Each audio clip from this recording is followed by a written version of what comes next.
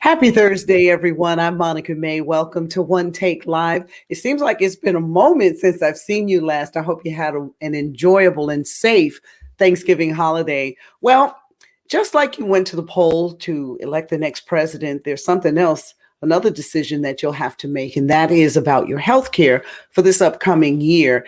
And what I said on Facebook today is George and I want to introduce you to our healthcare advocate, and her name is Ann Packham.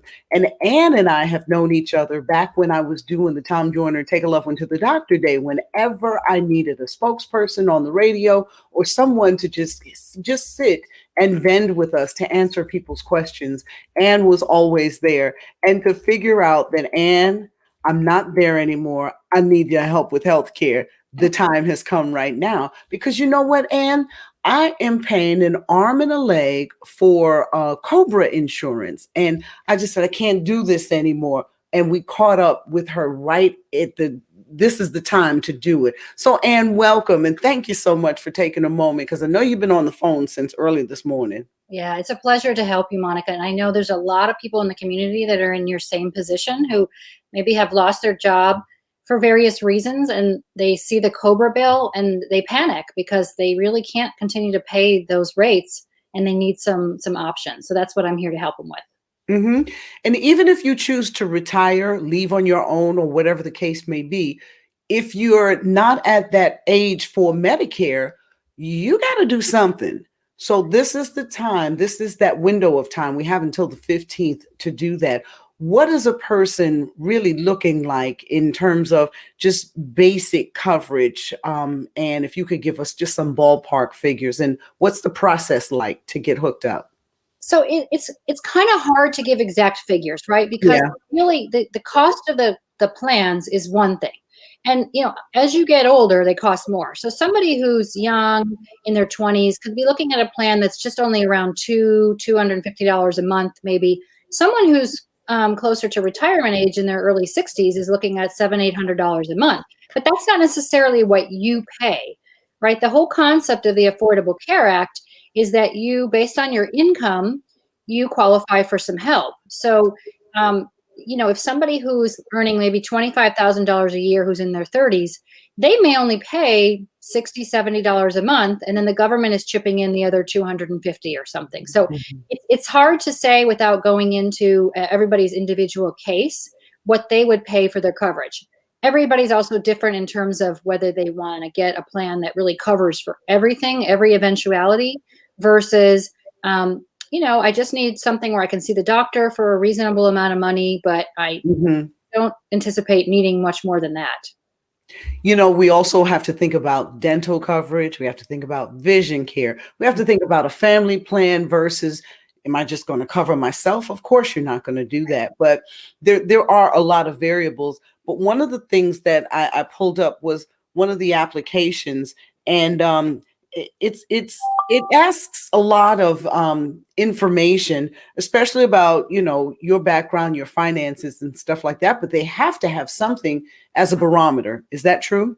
No, there's not actually background information about your finances. What the application is looking for in terms of your income is what is your projected income for 2021. So people start talking to me and they're like, well, this year I did this, but then I didn't work very much because of COVID. And I said, that's all well and good. But let's look into the future, right? We're applying for 2021. So we need to look at, what do you think your income is going to be? What's the chance of you getting that job back? Or have you already pivoted to some other kind of career, right? You're doing something else. And what are you earning doing that? So there's actually there's no background questions at all. It's really like, what are you looking like for the future? And also I want to note that there's no health questions on the application either. Which is a good thing, because if you take someone who is in my situation who does have some health issues, sometimes you can't get coverage for a reasonable cost. So that's something else to consider. Now, right. Suppose you were on your Cobra plan, you are accepted through the Obamacare, we'll just call it that, and then say you get a job. What do you do in that if that's the case? Right. So if your new job comes with benefits, then you just leave the marketplace and you take the benefits at the new job. And the law says that if your employer offers you reasonably priced coverage, And there's a lot of figures around that, but it's a little bit less than 10% of your salary. And most employers, the vast majority, will not offer you a plan that costs more than that. Then you should take that and then you just leave the marketplace. You just cancel at that point. If your new job doesn't offer you coverage, then you stay on the marketplace, but you'll want to update your application because your projected income may be more or less than what you thought it was going to be when you started the application. So, with the current president, and we mean Donald Trump, fighting tooth and nail every day to end affordable health care, a lot of people may not have made a choice to come on board, not knowing the future for the program. Yeah, I tell people don't listen to any of that background. And right now, the only existential threat to the Affordable Care Act is the Supreme Court case we heard a couple weeks ago. A couple of weeks ago. The seems like what the Supreme Court justices were saying in their first initial comments was, we're not going to legislate. We're not going to take this away. So I feel very optimistic that so many court cases have been brought to the Supreme Court that the Affordable Care Act is still here. And I'm only hoping that under the new presidency, they'll make changes to make it even better. So I just say, don't listen to any of that. Just if you need health insurance, get on a plan and enroll. Mm-hmm. What is the youngest age that you can come on board or find out information about the marketplace? And what's the oldest you can come on board? So there's no minimum age. I mean, most people who are trying to get insurance for their children, the parents are coming on there. So you can get an infant, you can get your infant on there the day that they're born if you have a marketplace plan. Now, in terms of age, if you are 65 and you qualify for Medicare, then don't give us a call because we can't, we're not allowed to enroll you in a plan in the marketplace if you're qualifying for Medicare Part A.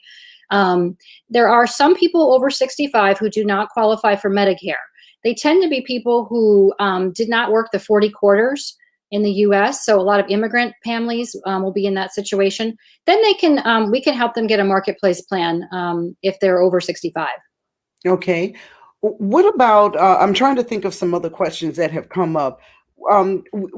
There's a lot of, I know I've had several telehealth visits where nobody's really been able to get inside of a doctor's office unless it's your annual physical. That's the only time I've been able to get in there. But my other visits have all been telehealth. Now, would something like the marketplace, could we find a program or a plan that could cover those telehealth visits?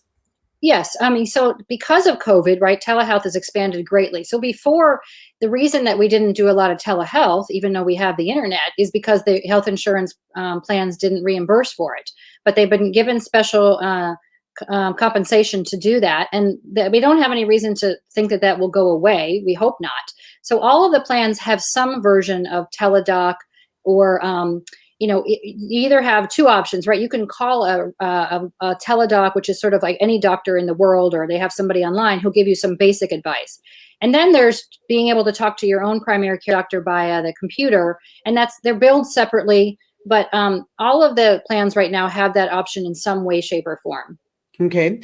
What are some other things that may have changed in terms of the marketplace covering that COVID has had them, you had to add it on? So nothing really changed with the marketplace, anything to do with COVID. The government now has said since the beginning that, testing for COVID and any copay you would pay to go to your doctor for a COVID test should not be billed to you. But your inpatient care, if you wind up in the hospital with COVID, there's nothing saying that the insurance company can't bill you for that. So nothing really changed in terms of COVID coverage. The only thing that I would note is that if you have health insurance and when the COVID vaccine becomes available, as long as it's FDA approved, it should be covered by your insurance. That was going to be my next question. So thank you very much for that. There is a lot of talk that we could have this vaccine at least by the first of the year, that we would be able to take it and not being on the front line or not being a healthcare worker or something like that. And so as an average person, you're saying that if you have marketplace coverage, that COVID vaccine couldn't, and it's a dual, would be covered. Right, exactly. It's not going to put you to the front of the line. It's not going to give you any more priority. But when you go to get it, just like your flu vaccine is covered by all health insurance. Adult vaccines, things like shingles vaccine, things that are approved by the FDA, pneumonia vaccine, those are all covered and would be covered by your insurance. Now, who knows how COVID vaccine will be rolled out to the general population without insurance. I don't know whether the government will make it free for everybody or not, but for insurance, it should be covered. Mm-hmm. One of the things that they say when you're trying to go into the marketplace is that try to anticipate the next year's screenings, things that you're going to want to take care of. How do you do that?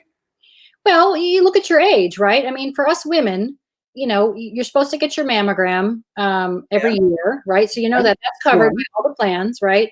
PAP now is they're saying 3+ if you haven't had a negative one in the past. And you get to a certain age when they don't necessarily even recommend a PAP anymore. Your colonoscopy, you're supposed to get is covered at 50, although the American Cancer Society is now recommending people start as early as 45. But right now, insurance starts at 50. That's 3. You've had, if it's been normal, they usually say come back in 10 years. If it's been not normal, then maybe more frequently. Men get the PSA test. So those are the things that, those are the routine things and then your annual physical is recommended just to kind of check your cholesterol, your white blood count, all those kind of things. So those are the prescribed, let's think into the future. Now, suppose you're only covered for, say, office visits and you wind up in the emergency room for whatever the case may be. Can you you've got a plan that goes, say, this far? I'm going like this. Can you, once you're in the hospital and you're going to incur some bills, can you call up Ann and just say, listen, this is what's happening. Can I increase my coverage? No. Once you choose a marketplace plan, you're in that for the year. There are some exceptions if you have a change, like, for example, you have a baby, so your household size changes. If your income goes up and down, you might be allowed to change within the same sort of metal tier. But all the plans cover emergency. Everything on the marketplace covers emergency. The issue is, do you have a big deductible? So if you have a big deductible of $8,000, then there's a good chance that the first $8,000 of your emergency room bill, well, that's assuming you spend a long time in the emergency room, but let's say they admit you. Pretty much, if you spend a night or two in the hospital, you're probably going to be out that $8,000. But then after that, everything is covered, once you reach your out-of-pocket maximum. So there's no such thing on the marketplace as a plan that doesn't cover emergencies. It's just a matter of how much it covers. And no, we can't, once you get into the emergency room or you discover you have an illness, you can't up your coverage at that point. So I couldn't call Ann Packham, huh? Not at that point. You can call me and I'll be sympathetic, but I'll try to give you some tips about how to save money, but okay. I'll get you different coverage. So again, Ann, give me a little bit about you. Who are you? Where'd you come from? Why do you like doing this? Because I know that you enjoy doing it. You've been doing it for a long time. I've been doing it since the beginning. Well, I'm originally from Detroit. We moved to Florida in 2011 for my husband's job. And before that, I had never done anything in insurance. I have a master's in public health. So I worked in maternal child health. I worked overseas for 10 years. So I worked in Africa. Well, I lived overseas 4 of those years, but I worked in international public health. I worked in Mexico. I worked mostly anything related to maternal child. And then I worked as a medical interpreter at Cincinnati Children's Hospital for a while. So I've done a lot of different things in public health. I tend to be somebody who's kind of antsy and likes to change it up. But I've stuck around in this job because I really feel like I get a combination of the sort of public health, but also I'm really helping people day to day. And I feel strongly that healthcare is a human right. And this is the best way that I can implement those beliefs. That's it. A girl after my heart wanting to advocate. I thank you so much. So again, if you're looking for open enrollment time, let them know what's the deadline. It's December 15th. And don't wait to the last day to call us because we won't be able to help you. Our phone lines will be clogged. So get calling us today or make an appointment online at coveringcfl.net. And then you can also see the marketplace number for Ann, 877-564-5031. I'm going to give you the last word about anything healthcare related that you'd like to leave us with. I have a degree in public health, so I'm just going to tell everybody, stay home, wear a mask, wash your hands, follow the public health guidelines. So maybe you won't even need to use your insurance in 2021 for anything, a sick visit. that would be the ideal situation. If everybody just stayed home and stayed safe, I think we would have a lot less problems in our community. hmm And now that we know that that's not going to happen, what I did earlier, I did a Zoom call for the city of Orlando on COVID today, and I left them with this. This is the proper way to wear a mask. Yes. Not here, okay? Not down here, and not hanging off your ear. Right. Okay, so wear your mask every time you step outside your house. Limit the amount of people you have coming in your house.